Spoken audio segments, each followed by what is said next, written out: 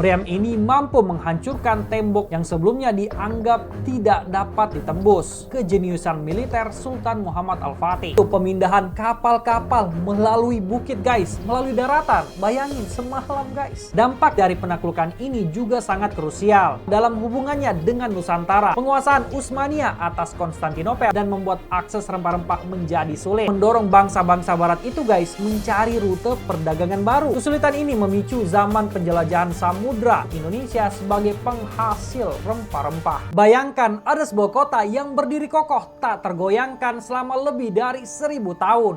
Temboknya itu guys berlapis-lapis, tingginya menjulang, dijaga ketat oleh prajurit yang jumlahnya itu luar biasa. Dan bahkan di lautnya itu guys ada rantai raksasa yang membentang, bikin kapal musuh manapun mustahil untuk lewat. Kota ini adalah Konstantinopel, benteng paling perkasa di dunia yang dijuluki tak tertembus. Kali ini kita akan membahas seorang pemuda yang tidak hanya menaklukkan wilayah yang tak tertembus selama ribuan tahun, tetapi sosok yang benar-benar mengubah tatanan dunia guys. Nah bahkan di balik kejatuhan kota ini ribuan kilometer jauhnya, justru jadi cikal bakal kenapa bangsa Eropa akhirnya berlayar jauh sampai ke Indonesia demi untuk mencari rempah-rempah. Kok bisa? Nah ini juga yang akan kita bahas guys. Dari siapa dia yang berhasil menaklukkan kota mustahil ini hingga mengubah sejarah dunia bahkan sampai ke Nusantara Indonesia. Sebelum mulai jangan lupa di subscribe. FBI, open up!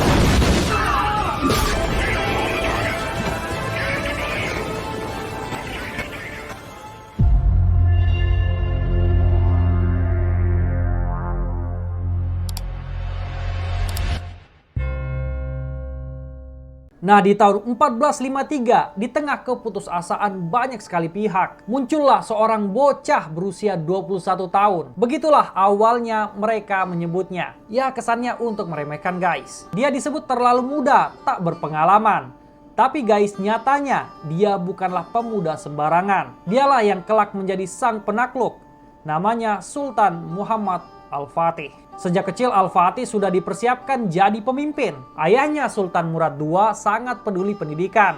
Al-Fatih hafal Al-Quran 30 juz, mempelajari hadis, fikih, matematika, astronomi, dan strategi perang tentunya. Bayangkan di usianya yang 21 tahun, dia udah menguasai berbagai bahasa seperti Arab, Turki, Persia, Ibrani, Latin, dan Yunani. Ayahnya bahkan menugaskan memimpin suatu wilayah di bawah bimbingan ulama, mempersiapkannya untuk tanggung jawab besar di masa depan guys. Dia adalah seorang prodigi alias anak ajaib yang dibimbing takdir, dan yang paling penting dia punya visi besar memenuhi nubuat Nabi Muhammad SAW tentang pemimpin terbaik yang akan menaklukkan Konstantinopel. Visi ini memberikan dimensi spiritual yang mendalam pada ambisi Muhammad Al-Fatih.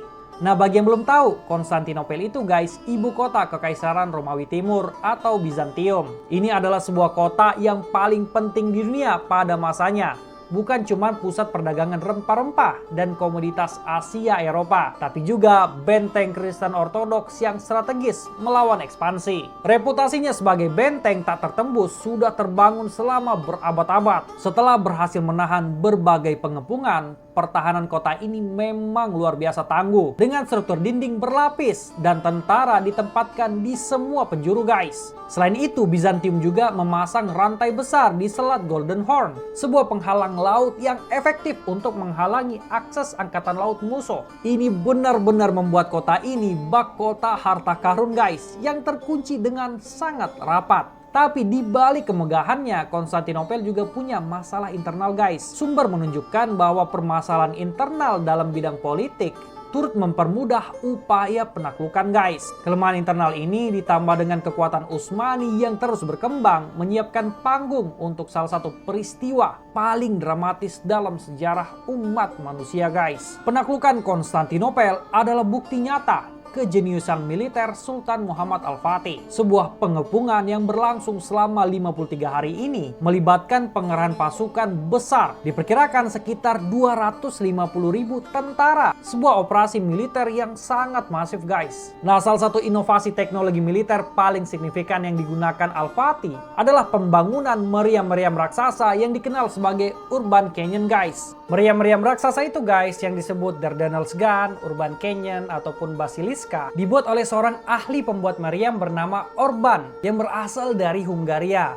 Alasan mengapa Orban itu akhirnya membuat meriam ini untuk Kesultanan Utsmani dan bukan untuk pihak lain adalah karena ia awalnya menawarkan jasa tersebut kepada Kaisar Bizantium, Konstantinus XI, namun tertolak. Setelah ditolak oleh Bizantium, Orban kemudian mencari pelanggan baru dan menawarkan keahliannya kepada Sultan Mehmed II atau Muhammad Al-Fatih. Meriam ini mampu menghancurkan tembok kota yang kokoh yang sebelumnya dianggap tidak dapat ditembus. Penggunaan artileri berat ini menjadi faktor kunci dalam kelemahan pertahanan Bizantium. Nah, namun ini strategi yang paling fenomenal guys. Nah, disebut juga sebagai titik balik penaklukan, yaitu pemindahan kapal-kapal melalui bukit guys, melalui daratan untuk melewati rantai besar yang membentang di Selat Golden Horn. Al-Fatih itu memerintahkan 70 kapalnya digotong secara massal melalui daratan dalam waktu singkat. Bayangin, semalam guys. Sumber juga menyebutkan bahwa ini dilakukan melalui bukit yang masih ditumbuhi pohon besar. Bisa dikatakan sebuah kemustahilan menurut Bizantium yang membuat mereka sangat terkejut ketika di pagi hari kala kapal-kapal Utsmaniyah sudah berada di dalam. Peristiwa ini secara dramatis mengubah dinamika pengepungan dan menjadi awal dari kejatuhan Konstantinopel yang fenomenal. Jangan bilang sesuatu itu tidak mungkin sebelum kamu mati dalam mencobanya. Sultan Muhammad Al-Fatih.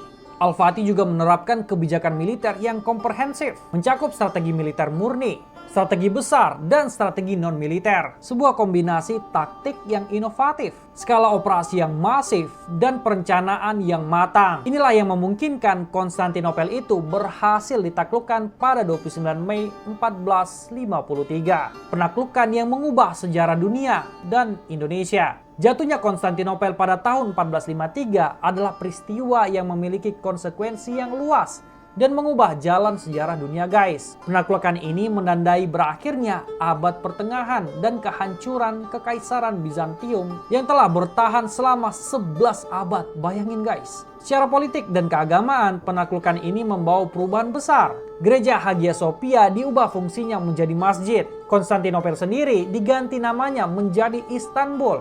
Nah, Istanbul ini guys berarti tahta Islam atau tanah Islam. Peristiwa ini juga berkontribusi pada penyebaran Islam ke banyak negara-negara Eropa guys. Kekaisaran Utsmani di bawah kepemimpinan Muhammad Al-Fatih menjadi kekuatan global yang dominan, memperluas wilayah dan pengaruhnya secara signifikan di Anatolia, Balkan, Yunani, Romania, Albania, serta Asia Kecil. Dampak ekonomi dari penaklukan ini juga sangat krusial, terutama dalam hubungannya dengan Nusantara. Indonesia. Penguasaan Utsmaniyah atas Konstantinopel menyebabkan kesulitan besar bagi bangsa Eropa dalam hal perdagangan rempah-rempah yang sebelumnya itu dikuasai oleh pedagang Islam melalui Konstantinopel sebagai pusatnya. Kebijakan Turki Utsmani yang mempersulit perdagangan di Konstantinopel dan membuat akses rempah-rempah menjadi sulit. Inilah yang mendorong bangsa-bangsa barat itu guys mencari rute perdagangan baru. Kesulitan ini memicu zaman penjelajahan samudra dipelopori oleh Portugis dan Spanyol yang berujung pada penemuan wilayah-wilayah baru di seluruh dunia, termasuk Nusantara atau Indonesia sebagai penghasil rempah-rempah. Koneksi ini mengubah peristiwa sejarah yang jauh menjadi sesuatu yang secara langsung membentuk sejarah Indonesia. Nah, di sisi budaya dan intelektual, jatuhnya Konstantinopel menyebabkan penyebaran cendekiawan Yunani dari kota tersebut ke Eropa. Yang pada gilirannya itu guys, mendorong pertumbuhan pengetahuan dan kebangkitan intelektual di sana. Pemerintahan Muhammad Al-Fatih sendiri juga membawa masa kejayaan budaya dan intelektual di Utsmani. Dengan proyek-proyek arsitektur yang ambisius seperti Istana Topkapi dan Masjid Fatih yang meninggalkan jejak tak terhapuskan di Istanbul. Kisah Sultan Muhammad Al-Fatih dan penaklukan Konstantinopel benar-benar bikin semua takjub. Bayangin dari seorang pemuda 21 tahun yang berani menghadapi kemustahilan sampai ke taktik jenius yang mengubah peta dunia. Dan sampai jumpa di konten berikutnya.